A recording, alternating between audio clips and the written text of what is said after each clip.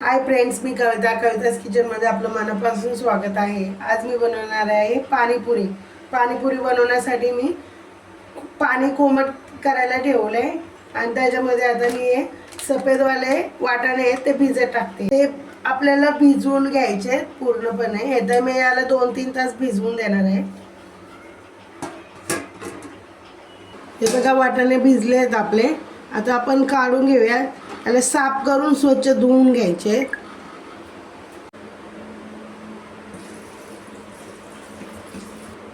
आता हे स्वच्छ धुवून घ्यायचे। आता मी ते बटाटा घेतलाय, तो सोलून घ्यायचा आपल्याला। बटाटा टाकल्यामुळे भाजी एकदम मिक्स होऊन येईल, त्याच्यासाठी बटाटा टाकायचा आहे। आता आपण हे कुकरला 3 शिट्ट्या घेऊन उकळून घ्यायचे।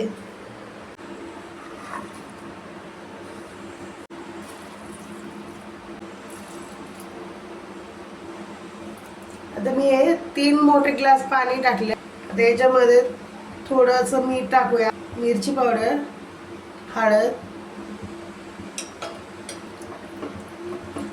त्या घ्यायच्या।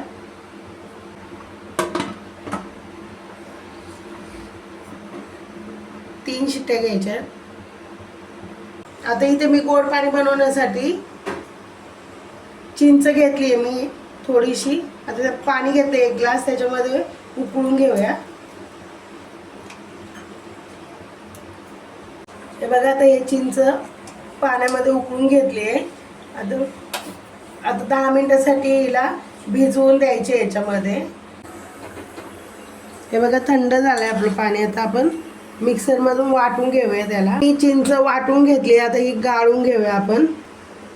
त्याच्यामध्ये थोडंसं पाणी टाकायचं।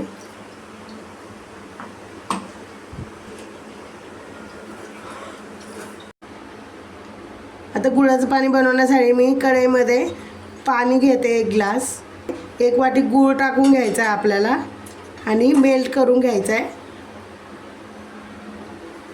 आता पाणी उकळले, आपण हे चिंचाचं पाणी याच्यामध्ये टाकून घेऊया।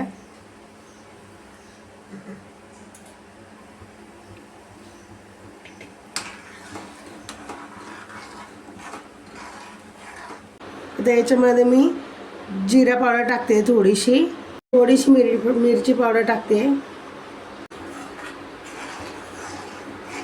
गॅस बंद करून थंड करून घ्याव्या। आता आपण तिखटवाली चटणी बनवून घेऊया, पाणी तिखटवालं। त्याच्यासाठी मी पुदिना घेतलाय मूठ भरून, थोडीशी कोथिंबीर घेतली आहे, मिरच्या घेतल्या आहेत 5, एक आल्याचा तुकडा घेतलाय। ते मिक्सरमधून आपण बारीक करून घेऊया। आता आपण हे पुदिन्याचं पाणी गाळून घेऊया। आता याच्यामध्ये साधं पाणी टाकून घेऊया, जेवढं आपल्याला हवं तेवढं। मीठ टाकूया अर्धा चमचा, चाट मसाला टाकूया अर्धा चमचा, हलवून घेऊया। 3 शिट्ट्या झाल्या आहेत, कुकर आपला थंड झाला आहे। आता आपण बघूया, गॅस चालू करूया 2 मिनिटं। आता याच्यामध्ये थोडंसं मीठ टाकूया, आणखीन मीठ टाकूया। 2 मिनिटं याला मॅश करून घेऊया। तयार आहे आपला रगडा। आता आपण काढून घेऊया।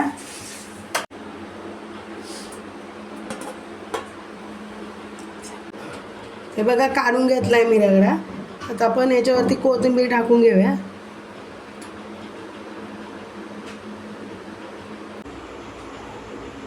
तयार आहे आपली पाणीपुरी।